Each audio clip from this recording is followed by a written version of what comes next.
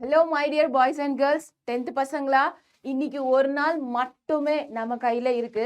And நாளைக்கு நம்மளோட English எக்ஸாமை இந்நேரத்துக்கு நீ எழுதிட்டு இருந்திருப்ப, கரெக்டா? ஸோ எல்லாமே நான் படிச்சிட்டேன்.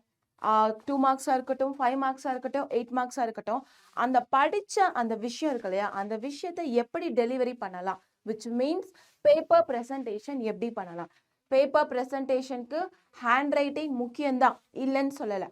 ஆனால் ஹேண்ட் ரைட்டிங் மட்டுமே முக்கியம் கிடையாது. ஸோ 50% ஒரு ஹேண்ட் ரைட்டிங்க்கு நம்ம கொடுத்தோம் அப்படின்னா மீதி 50% நீ அந்த பேஜை எப்படி யூஸ் பண்ணுற. ஸோ ஒரு பேஜில் வந்து என்ன மாதிரி ஆன்சர்ஸ் நீ கொடுக்கலாம், அதை பற்றி தான் இன்னைக்கு நம்ம பேச போகிறோம். ஓகேவா? ஸோ இந்த பேப்பர் ப்ரெசன்டேஷனை பொறுத்த வரைக்கும் ரொம்ப ரொம்ப சிம்பிள். நான் சொன்ன மாதிரி ஹேண்ட் ரைட்டிங் ஒரு பக்கம் இருக்கட்டும்.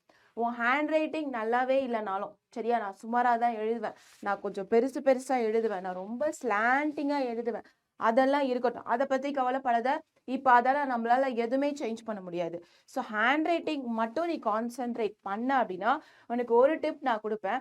விச் மீன்ஸ் எல்லா வேர்ட்ஸ்க்கும் ஈக்குவலாக கேப் கொடுத்தா கூட நம்மளோட ஹேண்ட் ரைட்டிங் ரொம்ப மோசமாக அந்த ஸ்டேஜுக்குலாம் போகிறதுக்கு சான்ஸ் இல்லை, சரியா? ஸோ எல்லாத்துக்குமே கொஞ்சம் ஈக்குவலாக கேப்ஸ் கொடுக்க ட்ரை பண்ணி பாரு. இப்போ வாங்க பேப்பர் ப்ரெசன்டேஷன் பற்றி பார்க்கலாம். ஸோ இதுதான் உன்னோட மெயின் பேஜாக இருக்கும், அப்படி தானே? ஸோ இதெல்லாம் ஒன்ஸ் நம்மளோட எக்ஸாம் இன்விஜிலேட்டர், நம்ம ஹாலுக்கு வருவாங்க இல்லையா, ஹால் இன்விஜிலேட்டர், அவங்க சொன்னதுக்கு அப்புறம் இதை 1 by 1 நீ ஃபில் பண்ணிக்கணும், சரியா? அண்ட் நெக்ஸ்ட் இதுலலாம் நீ கை வைக்க கூடாது. உனக்கு தமிழ் எக்ஸாம் நீ அட்டென்ட் பண்ணியிருக்க, அதனால உனக்கு நல்லா தெரியும். இந்த மாதிரி ஸ்கீம்ல திஸ் இஸ் மார்க்கிங் ஸ்கீம், இதுக்கும் உனக்கும் சம்மந்தமே இல்லை, சரியா? ஆனா எதுக்காக காட்டுறோம் அப்படின்னு பார்த்தா, இதெல்லாம் உன்னோட புக்லெட்ல இருக்கான்னு செக் பண்ணிக்கோ. அவங்க செக் பண்ணி தான் கொடுப்பாங்க, எந்த தப்பும் நடக்காது. சேஃபர் சைடுக்கு நம்மளும் இந்த பேஜஸ்லாம் இருக்கா அப்படின்னு செக் பண்ணிக்கணும், ஓகேவா? ஸோ இதெல்லாம் ஒரு வாட்டி பார்த்துக்கோ, என்ன மாதிரி ப்ராசஸில் இருக்குது அப்படின்னு அவங்க சொல்லியிருக்காங்க. நீ என்ன யூஸ் பண்ணணும், எங்கே சைன் போடணும், இது எல்லாமே உனக்கு தமிழ் எக்ஸாம்லேயும் சொல்லியிருப்பாங்க.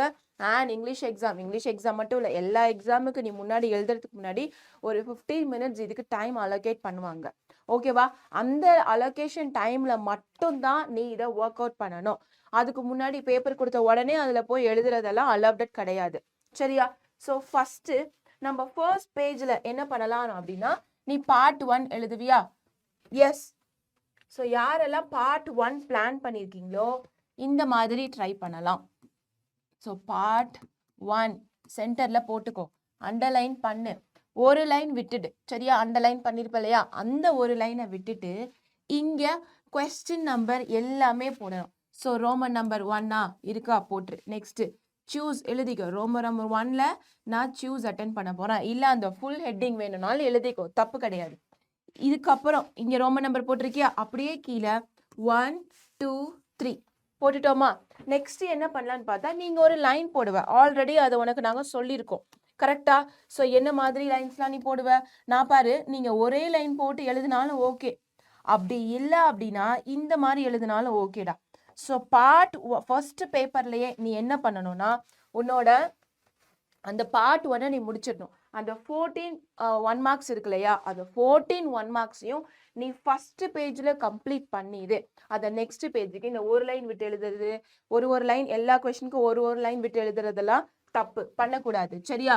ஸோ இப்போ ஃபர்ஸ்ட் நான் சினோனிம்ஸ் எழுத போகிறேன், ஓகேவா? ஸோ நான் 3 நம்பர் போட்டேன். நெக்ஸ்ட்டு ஆன்டனிம்ஸ் எழுத போகிறேன். இது வந்து நீ ஒரே லைன் போட்டு எழுதினாலும் எழுதலாம், தப்பு கிடையாது. ஆனால் இந்த மாதிரி பண்ணும்போது சினோனிம்ஸ் தனியாக, ஆன்டனிம்ஸ் தனியான்னு பிரித்து நம்மளே அழகாக கொடுத்துடலாம், ஓகேவா? ஸோ இங்கே நான் என்ன பண்ணணும், என்ன ஆப்ஷன் இருக்குது, ஏவா பியா சி டி, டி கொடுத்தா எழுதிக்கோ, சரியா? ஏ பி சி, இந்த மாதிரி என்ன ஆப்ஷன் அப்படிங்கிறத நீங்க ஃபர்ஸ்ட் எழுதிக்கோ, ஓகேவா? ஸோ இதை ஃபர்ஸ்ட் எழுதக்கூடாது, விச் மீன்ஸ் ஃபர்ஸ்ட் ஒன் நான் அட்டென்ட் பண்றேன். ஸோ ஆப்ஷன் போட்டாச்சா? ஆப்ஷன் போட்டதுக்கு அப்புறம் இங்கே உன்னோட ஆன்சர்ஸ் நீ எழுதலாம். So first answer, second answer, third answer, அப்போ சினோனிம்ஸ் முடிச்சிருவாங்க. இப்படி நீ எழுதும் போது என்ன ஆகும்னு பார்த்தா, ஓகே கரெக்ட் கரெக்ட் கரெக்ட், அவ்வளோதான், சினோனிம்ஸ் 3 மார்க், ஓகேவா? நெக்ஸ்ட் நான் ஆன்டனிம்ஸ் எழுத போறேன். ஃபோர்த் என்னது, ஓகே டி போட்டுட்டேன், டியோட ஆன்சர் என்ன, ஃபிஃப்த் ஏயோட ஆன்சர் என்ன அப்படின்னு நீ பிரித்து எழுதும் போது, ஓகேவா? ஸோ 17லேருந்து நீ 14 வரைக்கும் எழுதிடணும். இப்போ ஃபர்ஸ்ட் பேஜ்லேயே நீ 1 மார்க் முடிச்சிட்ட அப்படின்னா கீழே அவங்க 14க்கு 14 போட்டுற போகிறாங்க, முடிஞ்சிருச்சு.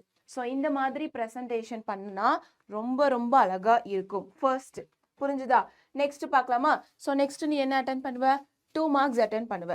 அப்போ 2 மார்க்ஸ்க்கும் பார்ட் 2 என்னது நான் செக்ஷன் 1 இது எல்லாம் இருக்கணும். இதெல்லாம் போடணுமா மிஸ் அப்படின்னு கேட்டா அப்படிலாம் என்ன சொல்றது ஜஸ்ட் லைக் தட் விட முடியாது. ஓகேவா, கண்டிப்பா போட்டுதான் ஆகணும்.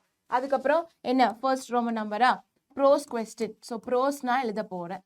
சரியா, ப்ரோஸ்ன்னு போட்டுட்டு ஸோ ப்ரோஸ்ன்னு போட்டுக்கோ, இல்லைன்னா அந்த ஃபுல் ஆன்சர் தான் ஃபாலோயிங் கொடுத்துருக்காங்களா அதையே போட்டுக்கோ. என்ன கொஸ்டின் நம்பரு? ஸோ இப்போ வந்து நான் 15th கொஸ்டின் அட்டன் பண்ண போறேன்.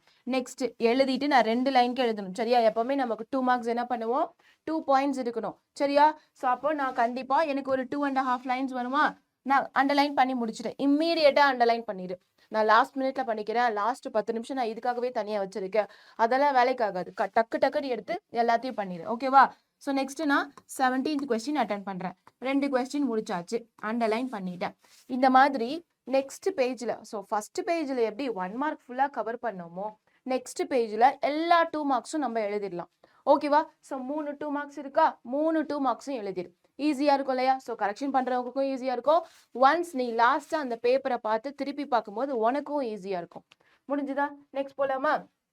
ஸோ இதே மாதிரி நெக்ஸ்ட் என்ன செஷனு நம்மளுக்கு வந்து section 2 poem question answer. Poem question ஆன்சர்னு போட்டு எழுதிடுங்க. ஒரு சிங்கிள் பேஜை நீ எடுத்த அப்படின்னா அந்த கரெக்டான ரோமன் நம்பருக்கு நீ எழுதி முடிச்சிரு.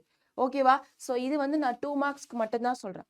5 மார்க்ஸ்க்கு நீ என்ன பண்ணலான்னா அதே மாதிரி என்ன பாட்டுன்னு மென்ஷன் பண்ணு, செக்ஷன் மென்ஷன் பண்ணு, ரோமன் நம்பர் என்ன அப்படிங்கிறத போடு, கொஸ்டின் நம்பர் என்ன ஃபர்ஸ்டா செகண்டா தேர்டா அப்படிங்கிறத போடு. போட்டு முடிச்சதுக்கு அப்புறம் இங்க நீ எப்பவுமே பேராகிராஃப் 5 மார்க்கு தான். நல்லா ஞாபகம் வச்சுக்கோ, பேராகிராஃப்ன்றது நமக்கு 5 மார்க்கு தான். அதுல நீங்க இந்த மாதிரி பாக்ஸ் போட்டு எழுதினாலும் கரெக்ட் தான், தீம் பாக்ஸ் போட்டு எழுதினாலும் கரெக்ட் தான், நீ சினாப்சிஸ் போட்டு நான் எழுத போறேன் மிஸ் அப்படின்னு சொன்னாலும் ஓகே. சரியா, ஸோ இந்த பாக்ஸ் முடிஞ்ச அளவு நீ 5 மார்க்குக்கு தீமே போயிரு. ஏன் சொல்றேன்னு கேட்டா 5 மார்க்குக்கு நீ சினாப்சிஸ் போட்டனா it won't be looking good. ஓகேவா, ஸோ தீம் பாக்ஸ் போட்டு முடிச்சதுக்கு அப்புறம் நம்ம என்ன பண்ணலாம், இங்க இன்ட்ரோடக்ஷன் போடுறோம். இந்த முக்கவாசி இந்த ஹெட்டிங் இருக்கு இல்லையா, இந்த ஹெட்டிங் எல்லாத்தையுமே நம்ம என்ன பண்ணலாம்னா கேபிட்டல் லெட்டர்ல வச்சுக்கிறதுக்கு ட்ரை பண்ணலாம். முடிஞ்ச அளவு ட்ரை பண்ண, அப்படி இல்லைன்னா அட்லீஸ்ட் ஃபர்ஸ்ட் லெட்டரையாவது நீ கேபிட்டல் பண்ணி எழுதணும். ஸோ இங்க அழகா ஒரு ஸ்டார் போட்டு காட்டு, அண்ட் இதை வந்து லைட்டா ஒரு சுத்தி ஒரு கிளவுட் போட்டு காட்டு, இல்லைன்னா அண்டர்லைன் பண்ணு, ஏதோ ஒன்று அந்த ஹெட்டிங் அப்படின்றத தனியா எடுத்து கொடுக்கணும். ஓகேவா, ஸோ ஃபர்ஸ்ட் நான் இன்ட்ரோடக்ஷன் முடிச்சுட்டேன், ஒரு பேராகிராஃப் ஃபுல்லா எழுதிட்டேன், அதுக்கப்புறம் மாரல், லாஸ்ட்ல மாரல் போட்டு முடிச்சிடலாம். நான் இது எத்தனை பேஜுக்கு எழுதலாம், நீ கண்டிப்பா 2 பேஜ் வரைக்கும் எழுது.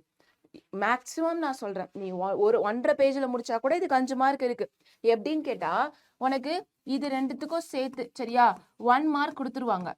ஓகேவா, இங்கே ஒரு 1 மார்க், மாரலுக்கு ஒரு 1 மார்க் கொடுத்துருவாங்க. அப்ப மிச்சம் இருக்கிற இந்த 3 மார்க்ஸ்க்கு ஒரு பேஜ் எழுதுனா போதாதா? அது எப்படின்னா அந்த 3 மார்க்கும் நமக்கு எப்படி கிடைக்கணும், நம்ம கிராமட்டிக்கல் மிஸ்டேக் இல்லாம இல்லைன்னா கூட பரவாயில்ல, கொஞ்சம் குறைச்சிக்கிட்டீங்கன்னா கண்டிப்பா இதுல உனக்கு 2.5 மார்க் வந்துடும். ஸோ 1/2 மார்க் மட்டும் கிராமட்டிக்கல் மிஸ்டேக்ஸ்க்கு போற மாதிரி பார்த்துக்கோ. நீங்க நல்லா படிக்கிற பசங்களா இருந்தா அது கூட போகாம நம்ம எழுதணும். சரியா, ஸோ ஹேண்ட் ரைட்டிங் இதுலயும் கொஞ்சம் நீ கான்சென்ட்ரேட் பண்ணணும். ஓகேவா, ஸோ இப்போ 2 மார்க்ஸ் முடிச்சாச்சு, 5 மார்க்ஸ் முடிச்சாச்சு. Next letter writing which means skill based question போலாமா? அண்ட் இது கூட போயமோட ஒரு சாய்ஸ் தெரிஞ்சுக்கோ. போயம்ல வந்து போயம் 5 மார்க்ஸ் இருக்கு இல்லையா, அந்த போயம் 5 மார்க்ஸ்ல நீ என்ன பண்ணலாம், டைம் சேவ் பண்ணணும்னு நினைச்சனா விச் மீன்ஸ் உனக்கு தெரியும் நீ வந்து கொஞ்சம் ஒரு பேராகிராஃபும் எழுதலாம், அதுக்கு பதிலாக இன்னொரு பேராகிராஃப் அட்டென்ட் பண்றதுக்கு அந்த நம்மளோட 35th கொஸ்டின் இருக்கு இல்லையா, 4 லைன் கொடுத்துட்டு போயட்டிக் டிவைஸ்லாம் கேட்பாங்க, அது அட்டென்ட் பண்ணனா இன்னும் நல்லது, டைம் சேவ் ஆகும். இல்லை எனக்கு அந்த கொஸ்டின் டவுட்டாக இருக்கு, என்ன ஃபிகர் ஆஃப் ஸ்பீச் வருது தெரியல அப்படின்னா நீ தான் கொஞ்சம் டைமை ரைட்டிங் ஸ்பீடை அதிகரித்து 2 பேராகிராஃப் எழுதுகிற மாதிரி சூஸ் பண்ணிக்கணும். ஸோ ப்ரோஸ்க்கும் சரி போயம்க்கும் சரி எங்கெல்லாம் டைம் சேவ் பண்ண முடியுமோ 5 மார்க்கில் சேவ் பண்ணாதான் நீ 8 மார்க்ஸ் எழுதும் போது உனக்கு ரொம்ப யூஸ்ஃபுல்லாக இருக்கும். ஓகேவா கண்ணா, நெக்ஸ்ட் பார்க்கலாமா? ஸோ 5 மார்க்ஸ் முடிச்சுட்டு 2 மார்க்ஸ் முடிச்சாச்சு. இப்போ ஸ்கில்டு பேஸ் பார்க்கலாம். லெட்டர் ரைட்டிங் எங்கேருந்து ஸ்டார்ட் பண்ணணும், எப்போவுமே ஒரு ஃப்ரெஷ் பேஜ்ல இருந்தா நீ லெட்டர் ரைட்டிங் ஸ்டார்ட் பண்ணணும். சரியா, நம்ம ஃப்ரம் போடுவோமா, போடக்கூடாது. ஸோ இப்போ நான் டைரக்டா உன்னோட பேர், சரியா, ஸோ பேர் போட்டாச்சு.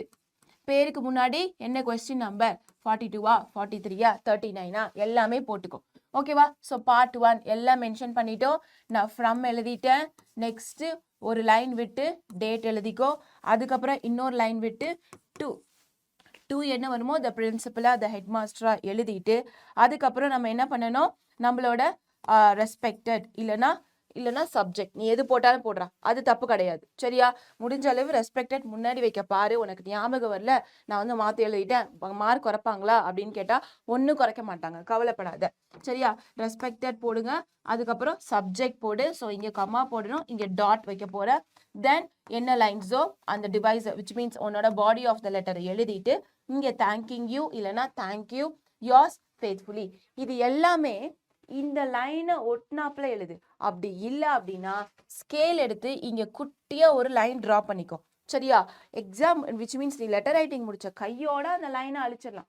அப்போ ப்ரெசன்டேஷன் ரொம்பவே அழகா இருக்கும். டேட்டை தூக்கி அந்த கார்னர்ல போடுறது, தேங்கிங் யூ நான் சென்டர்ல போடலாமா? போடக்கூடாது. சரியா? இந்த மெத்தடே ஃபாலோ பண்ணு. இப்போ நீ எழுத போறது எல்லாமே இந்த ஸ்ட்ரெயிட் லைனை ஃபாலோ ஆகுதா, அதை மட்டும் நீ செக் பண்ணா போதும். ப்ரெசன்டேஷன் லெட்டர் ரைட்டிங்க்கு அழகா இருக்கும். நெக்ஸ்ட் நமக்கு என்ன இருக்கு? we have so and இப்போ அட்வர்டைஸ்மெண்ட் பார்க்கலாம். அட்வர்டைஸ்மெண்ட்டுக்கு முடிஞ்ச அளவு நீங்க ஒரு ஃபுல் பேஜ் கவர் ஆகுற மாதிரி பாரு. ஸோ ஃபுல் பேஜ் கவர் ஆகுற மாதிரினா அப்போ நீ லேண்ட்ஸ்கேப்ல எழுதிக்கலாம். சரியா? ஸோ ஃபுல்லா ஒரு லைன்டா, ஒரு டப்பா போட்டுக்கோ. இதுக்கு உனக்கு 1 மார்க் கிடைச்சிரும். எஸ், அவுட்லைனுக்கு ஒரு மார்க் கொடுத்துருக்காங்களா? இப்போவே உனக்கு 1 மார்க் கிடைச்சிருச்சு. என்ன ஹெட்டிங்கு போடுங்க. ஹெட்டிங் போட்டாச்சு, இதுக்கு 1 மார்க் கிடைச்சிருச்சு. இப்போ இந்த பேஜை ஃபில் பண்ற மாதிரி, சரியா, இந்த பேஜை ஃபில் பண்ற மாதிரி கொஞ்சம் கூட இடம் இல்லாம இங்க பிக்சர் வர, இங்க ஒரு பிக்சர் வர, இங்க வந்து அட்ரஸ் வந்துடும் கடைசியில, இங்க ஏதாவது கேட்சி ஃப்ரேசஸ் ஸ்டார் மாதிரி போட்டு உள்ள ஏதாவது கேட்சி ஃப்ரேசஸ் ஃபில் பண்ண முடியுதா பார். சரியா? எதுக்கெல்லாம் மார்க்கு? அவுட்லைனுக்கு மார்க்கு, ஹெட்டிங்க்கு ஒரு மார்க்கு, அட்ரஸ்க்கு ஒரு மார்க்கு, கேட்சி ஃப்ரேசஸ்க்கு ஒரு மார்க்கு, டிராயிங்க்கு ஒரு மார்க். இவ்வளவுதான். ஸோ இது எல்லாம் இந்த 1 பேஜ்ல வர மாதிரி. அண்ட் இந்த பாக்ஸ் நீ போட்டுட்டேன்னு வச்சுக்கோயேன், இதுல எங்கேயுமே இடம் இல்லாத மாதிரி எல்லா இடத்துலயும் அட்லீஸ்ட் ஒரு கிளவுட போட்டு விடு. சரியா? நீ கிளவுடு போட்டு உள்ள எழுதினாலே உனக்கு ஃபுல் ஆயிரும். நடுவுல வேணும்னா குட்டி குட்டியா எங்கேயாவது ஸ்டாரை போட்டு விட்டு, சின்னதா எங்கேயாவது நீ கேப் இருக்குன்னு ஃபீல் பண்ணனா இந்த மாதிரி ஸ்டாரை போட்டு விட்டு சின்னதா. சரியா? ஓகேவா? இவ்வளவுதான் நான் ப்ரெசன்டேஷன். ஸோ உனக்கு லெட்டர் ரைட்டிங் சொல்லிட்டேன், அட்வர்டைஸ்மெண்ட் சொல்லிட்டேன், ஜென்ரல் ரைட்டிங் இவ்வளவுதான். இப்போ சம்மரி எழுதலாமா? ஸோ சம்மரி வந்து ரஃப் காப்பி ஃபேர் காப்பி போடுவோமா? இங்க என்ன பண்ற? கொஸ்டின் நம்பர் 43 செக்ஷன் பாட்டு எல்லாம் எழுதிரு. ஓகேவா? நீ செக்ஷன் எழுது. இந்த கொஸ்டின் நம்பர் போடலைன்னு வச்சுக்கோயேன், அவங்க கண்டிப்பா மார்க் ரெடியூஸ் பண்ணுவாங்க. இது எல்லாத்துக்குமே போயம் எழுதுறோமா, போயம்க்கு நமக்கு ஏபின்னு வரும். அதே மாதிரி ஏ கொஸ்டினா பி கொஸ்டினா அப்படின்னு போட்டு நீ எழுதியே ஆகணும். ஸோ அந்த ஏபி எல்லாம் நீங்க உள்ள போட்டுக்கலாம், இங்க போடணும்னு அவசியம் கிடையாது. ஸோ ஏ பி இந்த மாதிரி என்ன வேணா போட்டுக்கலாம். சரியா? ஸோ இப்போ 43rd கொஸ்டின்ல ஃபர்ஸ்ட் நான் வந்து டைட்டில் போடணும். ஓகேவா? ஸோ டைட்டில் நான் எங்க போட போறேன்? இங்கே சென்டர்ல போட போறேன். டைட்டில் போட்டுட்டு நெக்ஸ்ட் நான் என்ன பண்ண போறேன்? ரஃப் காப்பி எழுதணும். ஸோ ரஃப் காப்பி எழுதிட்டு நான் அடிக்க போறேன். தென் ஃபேர் காப்பி எழுதிட்டு, ஃபேர் காப்பிக்கு நான் டைட்டில் போட்டு, சரியா, ஃபேர் காப்பி எழுதிட்டு அவ்வளோதான் முடிச்சிருச்சு. கீழே number of words used in the rough copy 150 அதுக்குள்ள இருக்கணும். இன்னொன்று number of words used in the fair copy 50 அப்படின்றத போட்டு முடிச்சிடு. அவ்வளோதான். இதுதான் இதோட ஃபார்மேட். இதை இந்த 1 பேஜில் கவர் ஆகுற மாதிரி பாரு.